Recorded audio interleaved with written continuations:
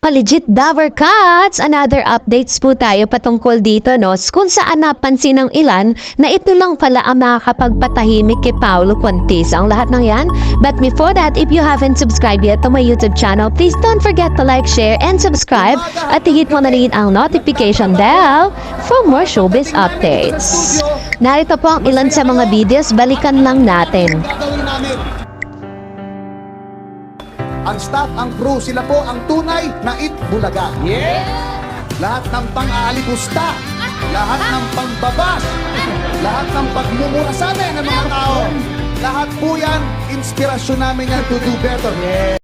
Yan ay ilan lamang sa mga videos po na lumabas pagkatapos pong tanggapin ni Paolo Contis ang offer ng Tape Bulagda na maging isa sa pinaka-main host ng nasabing show. So dahil po dito, kabi-kabilaan po talaga ang mga pambabash na nare-receive niya kasi aside from being one of the noontime show host nito pong Tape Bulagda, syempre may mga other issues pa siya na hindi pa nasisettle katulad po ng paghihiwalay nila ng kanyang ex-wife, no?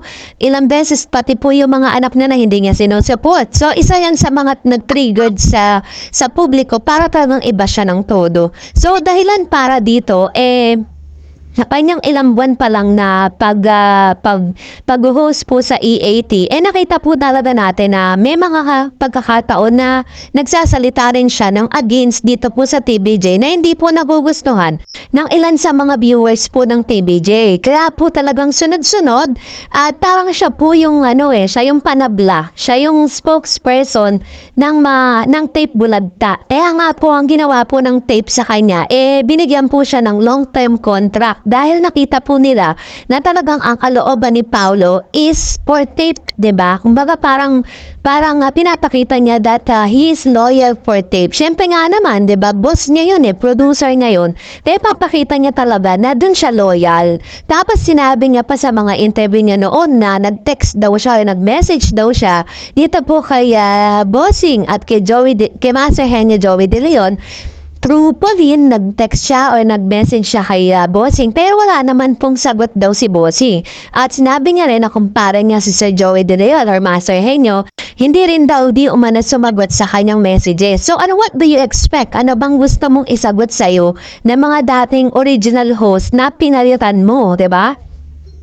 Kasi may mga, parang nadagdagan na lang ng nadagdagan yung hate ng mga tao dito kay Paolo. Dahil po may mga mema siya may mga sinasabi siya through television na talagang it really hurts, no? Talaga masasakpan lahat ng mga legit Dover Cats. Tapos parang sobrang, ewan ko pero talagang medyo mayabang ang dating talaga niya sa publiko na parang sinasabi niya noon. Meron pa siyang sinabi na okay lang daw na iba siya ng iba, huwag lang daw yung parang kumukuha siya ng sympathy, no, sa mga tao para makita na siya yung mabait, siya yung ganito. Pero in reality, may mga issues pa rin siya talaga na hindi pa rin niya nasisettle. So dahil po dito, for how many months silang nagdaran, medyo lumaylo, no? Yun po yung napansin ng ilan sa mga netizen na parang medyo lumaylo tong si Paolo Contis, patungkol dito sa issue na ito. And matapos nga siyang pumirma ng kanyang long-term contract dito po sa Tape, parang medyo medyo bumait ng kaunti, no? Parang hindi siya nagsasalita ng against dito po sa TVJ. Hindi katulad nung bago pa lang, panay din ang banat niya. Syempre, yung mga original, babanat talaga yan, lalo na po si Master Henyo kasi he knows that they are the original and he is the creator of that particular EATs and all the segments na pinagkakakitaan ngayon ng noontime show na ito. So, kumbaga, parang hindi naman sa pagiging bias, pero natural lang talaga na magagalit talaga. Inagawan mo sila ng inagawan nyo ng noontime, diba? Tapos, ina-expect mo nakakampihan sila ng tao, which is very, very wrong, diba?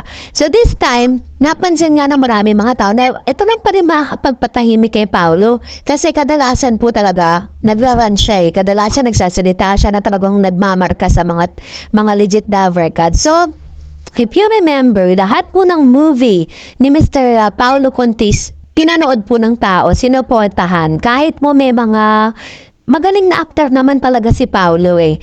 May mga movie po siya sa Netflix na talagang pinanonood ng tao at sinusuportahan sa kabila ng marami ng mga issues. Issues niya sa kanyang ex-wife, kahit masaya na yung ex-wife niya. And then, issues niya sa kanyang anak, kaya Lian yung dancers po ng Eat Bulaga dati, 'di ba? So ngayon, meron na naman siyang panibagong movie which is yung po siya. So yun pala ang isa sa mga dahilan dahil pinatahimik itong si Paolo ng kanyang director at producer na wag kasi alam niyo naman po sa panahon natin ngayon, uso po yung cancel culture. Kapag ikaw po ay nagalit sa iyo ang tao, kahit ano pong gawin mong project, hindi ka niyan susuportahan. Ganon po lalo na po ang mga legit Dapper Cats. Kung napansin po ninyo, diba, halos karamihan po ng mga programa or mga legit Dapper Cats, dati nanonood sila sa GMA7. Ultimo po yung news updates, dun sila nanonood. But this time, biglang nag-switch po sila. Mula nang nag-switch ang TVJ sa EAT. So, ganon po yung culture natin sa ngayon. Talagang may tinatawag tayong cancel culture. Kapag ikaw ay most hated person ka, kahit ano pa pong ilabas mo sa publiko, wala kang suporta na makire-receive coming from the netizen. And this time, meron po yung taktika ni Paulo ngayon. Dahil may paparating po siyang movie, medyo naglalaylo siya. No? Medyo bait-baitan po ang lolo po natin. Para po hindi po siya mabash. Para po hindi po maapektuhan yung kanyang paparating na movie. Ang title po niyan is Pusha. And kasama niya dyan itong mga tabing ilog cast na si Kay Abad at si Patrick Garcia. So, nagsimula na po yung kanilang taping yan. And I don't know kung kailan po mapapanood yan. Napabalita rin, nakasama rin dyan si Mr. Jimmy Santos na parang sila, nag-taping sila sa ibang bansa at isa yan sa mga kinuha. So, ewan natin pag po napalabas na yan, ano na naman kaya ang gagawin itong si Paulo, no? Baka inaantay niya lang talaga at babawi ng bongga yan. So, ngayon mag-comment or mag-react tayo sa ilan sa mga komento ninyo, no? Sabi po ni Black JM4RL, kapag inggit pikit, kapag insecure lang kayo, puro kayo issue. Pag baligtad-baligtarin man ang EAT, TVJ alang ang malakas at mas pak na pak si Atasha sa EAT. Mas maganda, sexy, good personality at kalog. Ayun. So ito naman po ang komento ni Mr. Black J. Nakakatawa lang, Pero, yun nga, tama nga po yung sinasabi po ninyo na talagang kung tutuusin, talaga namang ito naman ang sabi ni Edir ba, si Joey De Leon, alam ng lahat, joker yan. Gusto lang sigurong patawanan. Pero syempre, hindi sa lahat ng nasa same ground. It's not a crime. So warning is enough. True. Talagang alam niya naman po kung sino nang nagpalaki ng issue na yan, yung Alt Kapamilya channel sa Twitter. Sabi naman ni Nathan Way de Vera, mga nang babash kay Tasha, tumigil na kayo. Hindi kayo mapapansin ni Tash. May magandang pinag-aralan yan. Kaming mga supporters ang pagtuunan niya ng pansin. Kaso, hindi rin namin kayo papansinin. So, vice versa lang, diba? So, ganun talaga ang mangyayari. Kaso nga lang, may mga pagkakataon talaga na may mga bashers talaga nakakapasok dito sa natin. Dito sa baluarte ng TVJ, sabi ng Amid Soong, hindi po yung viewer kundi basher. Inggit na inggit ang mga bashers ng kabila, kaya abangay sila sa pagkakamali. True. Hindi po mga supporters yon kasi ang mapangit po na mga sinasabi nila, diba? Sabi naman po ni Miss Yoli Bautista, sabi nga, magaling si Atasha, sobrang lakas ng hila. Appeal sa tao, parang magaan at masarap lapitan. Wala nang itsura na maldita. Kitang-kita yung magandang pagpapalaki nila mag-asawa.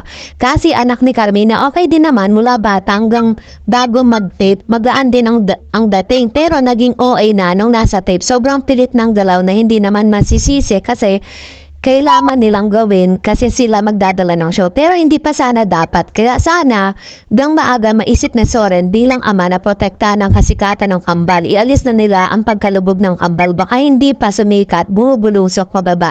Sayang talaga. True, tama po itong na to, comment na to. Sabi ni Jasmine Garcia, threat si Atasha sa mga kalaban ng EAT. Lakas ng vibes si Atasha. Very natural. Di gaya ni Cassie OA at maarte. So, talagang di natin mapipigilan ang mga mga viewers natin na i-compare itong si Atasha at si Cassie. So anyway, maraming salamat sa inyong mga komento. Please mag-comment lang kayo sa comment section natin na related sa ating latest updates.